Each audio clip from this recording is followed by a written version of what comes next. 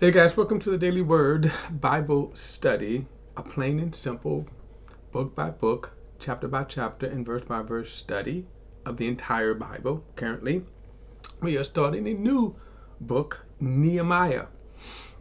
Now, Nehemiah is a contemporary of Ezra.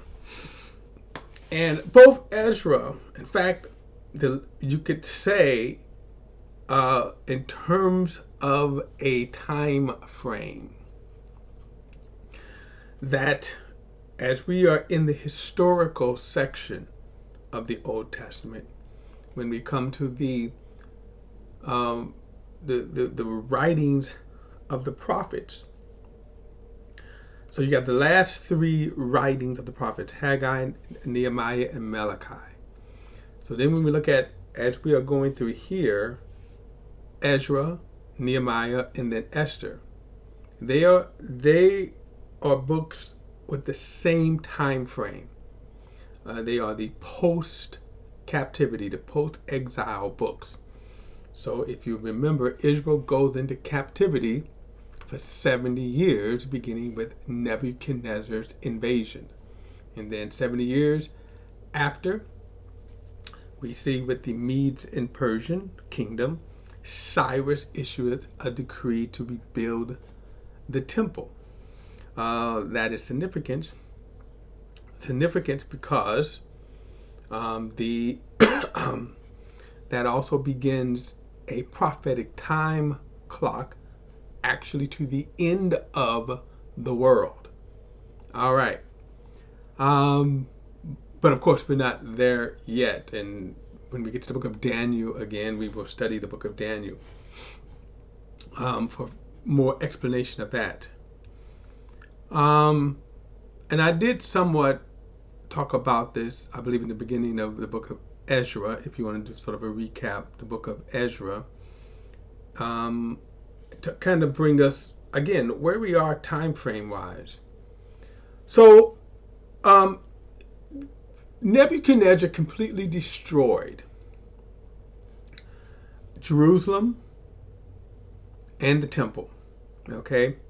Deported Israel. So at the time, about 80 years before, the northern kingdoms were destroyed, and then they were deported to the kingdom of Assyria. But Nebuchadnezzar, remember, conquers the entire world. As far as the kingdom of the northern, southern kingdoms, the kingdoms of Judah, they were deported under Nebuchadnezzar. This is where you get Ezekiel. You also get Daniel.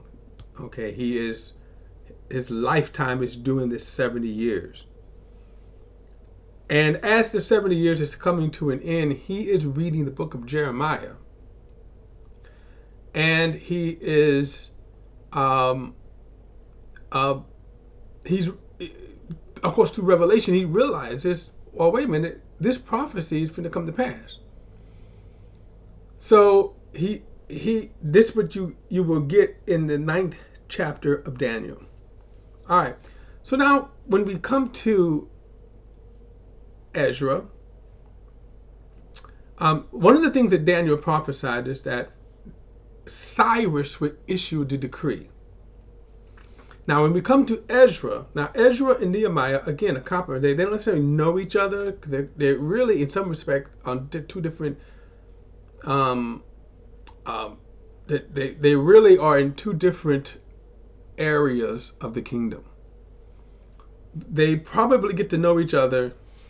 It is possible they might have known each other before, but they get to really kind of know each other because they come back after the exile. So Cyrus issues the decree, and Cyrus really is a man of faith. He recognizes the God of heaven, who is the God of Israel, and where his part is going to play in that. So he issues the decree. Now, the way these kingdoms work, you have to also understand that they cover a lot of land. And so it's divided up into areas, and then of course they put leaders over there. Xerxes, the king, is over the Judah and the Israel area.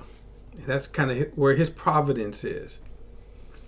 But Darius is sort of over all of them, and so when the issue to repopulate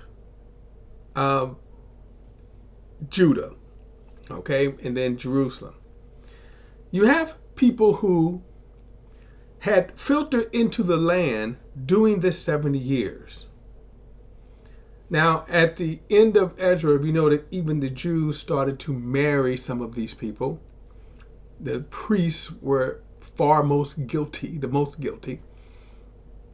Later, this is what you would become the Samaritans, this mixture of Assyrians and those in the Assyrian kingdom who married Jews. And then over generations, they even formed a sort of rival Judaism, as it were, their own religion that they kind of adhered to, and said that that they were also the descendants of Abraham. Okay, we won't get off into that. But they oppose, and we're going to kind of see this. They oppose the Jews. They oppose the Jews from rebuilding the temple. They create much opposition. In Ezra, you remember, they write a letter to Artaxerxes, the king, and he actually stops the building of the temple. And then, of course, and he stops it for several years. I don't know exactly how many years, but he stops it for several years. And then we don't know, as when they Ezra and them, they write the letter back saying, hey, Darius is the one who was on board with this. And after they found out, at the Artaxerxes, the king, he finds out, then he jumps aboard. So you kind of had this, and a lot of these kings, we'll get more of this when we get into the book of Esther. But he gets into, some of these kings can be not always wise because of the lack of information. Okay, now as we get into Nehemiah, now again, when we talk about the writings of these books, now Ezra is believed to have wrote a lot of the Old Testament, speculation. Nehemiah is going to actually, he is in the king's service, which is interesting in itself. He's in the king's service. And again, as he becomes more familiar with the Jews, again, God opens his heart. He actually then gets on board. He is going to give Nehemiah, and Nehemiah is going to become a leader of the Jerusalem. Now, the difference between Ezra and Nehemiah, Ezra was a priest. Nehemiah would be more, so Ezra was more like the religious side, and then Nehemiah, Nehemiah would be more on the government side. Now, I only bring that up only to kind of show you in the world that there's always been conflict, synergy, right, between government and religion, even in God's kingdom. Think about this. In God's kingdom, you had the king, you had the prophet, you had the priest. So who ruled the nation? Well, the king did, but the prophet was the voice of God. The priest handled the religious side, the worship side.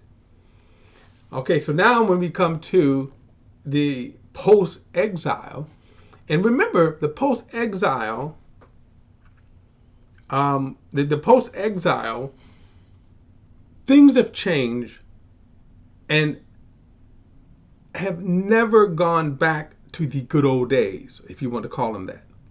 Now, what were those good old days? Uh, Israel's journey from Egypt, because remember, you start with Abraham, then you have Isaac, and then Jacob. Jacob with his 12 sons over decades end up going to Egypt. 70 of them went down to Egypt. That generation died. So Jacob dies, Joseph died, and then the next generation die off, and then you just have 70 as they begin to populate and grow. Egypt, the Egyptians see that and says, oh man, these people are trouble. So one of the things they did was, let's enslave them. So 400 years later, Moses comes and delivers them out of the bondage of Egypt. One of the first things that Moses did is establish a religious order, religion, service, worship. I take that back. He doesn't. It is religious, but worship. Okay, so that's in the form of the tabernacle. First thing he does, while they were in the wilderness, really just on the other side of the Red Sea. We go through the period of the judges. After Moses passes away, you have this period, 5, 10, whatever years. You have a short period of time of Joshua. And then after Joshua, you go into the time of the judges, about 400 years, 400, maybe 50 years. And then at that time, that's when the kings begin. The kings begin. The period of the kings. Saul being the first king. Samuel being sort of the last judge. He was a judge and a prophet, so the last judge. During the time of the judges were just leaders, magistrates, not necessarily kings, but they were leaders. And oftentimes they would travel around and adjudicate. But the king, when Saul comes along, he becomes the actual king. He is now the sovereign ruler over the nation.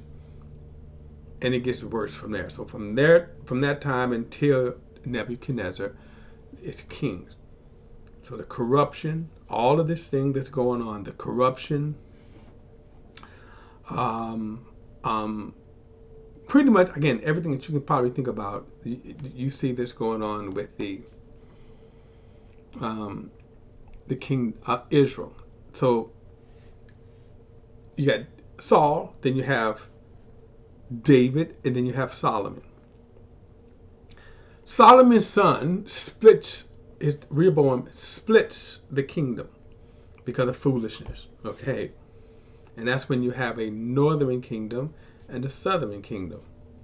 The northern kingdom, remember, the northern kingdom was the 10 tribes, and then the southern kingdom was Judah and Benjamin.